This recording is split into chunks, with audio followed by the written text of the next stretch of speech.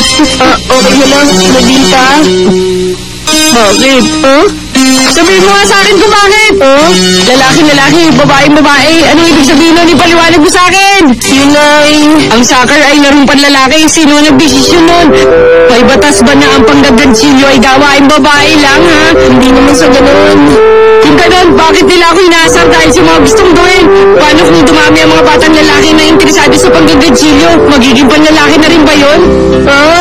At paano naman kung dumami ang mga batang babaeng gusto maglaro ng soccer? Dapat maging pambabae na rin ang laro yun, hindi ba?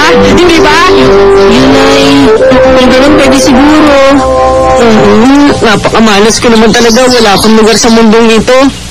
Hindi ko magawa ang gusto kong gawin at pinagtatawanan ako ng lahat. Dapat hindi na lang ako nabuhay.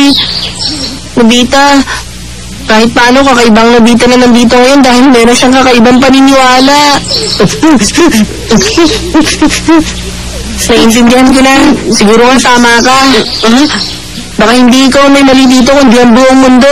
Yun ang nakikita ko ngayon. Lalaking babae! Lalaking babae? Ano yun? Ginagawa nito parang babae ang isang lalaki at ang parang lalaki ang isang babae.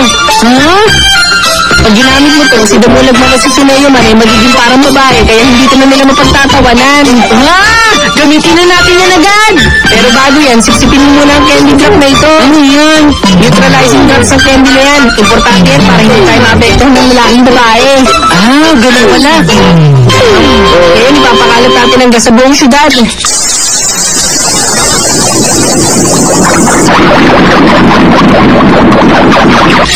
Okay, ngayon puntahan natin sila Damulag at tingnan lang naging nila. Parang wala naman sila pinagbago, di ba? Makikita natin.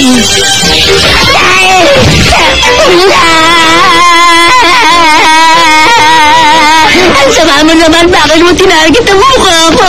Sobrang ano sinabi mo? Hindi ko naman sinasadyang tamaan ka eh! Ano ka ba? Malito ba ako lang? Oo, kasi masyado kang trusto. Napaka-violente mo pa makipaglaro. I hate you. Sinabihan mo kung gusto? Ako na napaka-telik eh. Ang sama mo. Narinig niyo yun? Sabi ni Sineo, trusto daw ako. Hindi ba ito sama niya? Ang sakit niya magsalita. Ganun ba yun? Ano sa tingin mo? Sa tingin ko may pagka-violente nga sila Damulag. Pareho nga kami ng opinion ni Sineo eh. Oo nga, siguro mas mabuti kung babawasan yung pagiging trusto. Sama niyo. Pinagkakaisabi niyo ako lahat.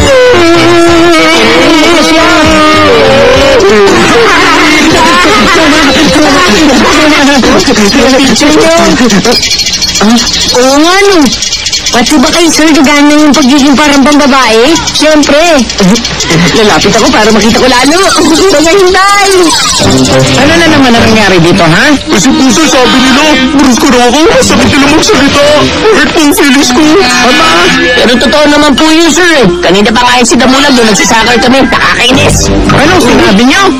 Kayo talaga, mga lalaki pa naman kayo pagkatapos naglalaro kayo ng soccer.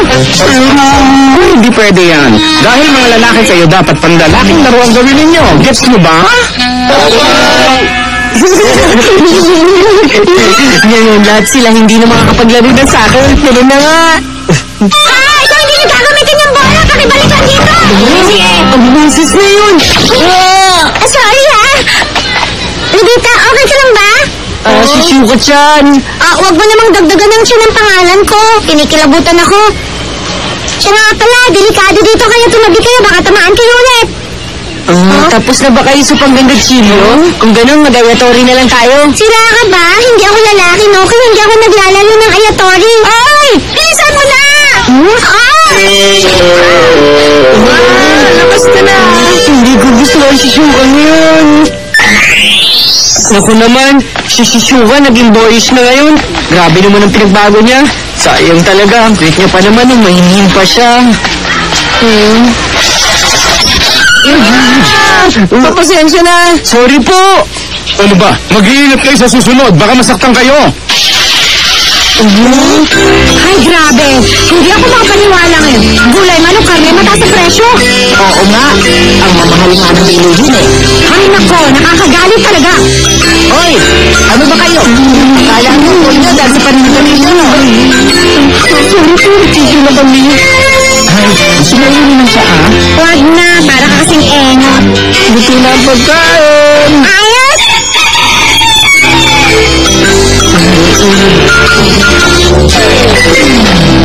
Parang hindi na to nakakatuwa. Ang weird na kasi ng mga nangyayari. Pero wala tayong magagawa kundi hintayin na mawala ang bisa ng lalaking babae. Nandito na po ako. Pasok ka na, anak. Medyo late yata ang pag-uinom pero hindi bali, maghahaponan na tayo. Kaya sige na, mag-ayos na kayo. Ayun na, sumunod na kayo sa akin. Oh, bakit natitigilan kayo? Huwag niyong kalimutan magugas ng kamay. La la la la la la.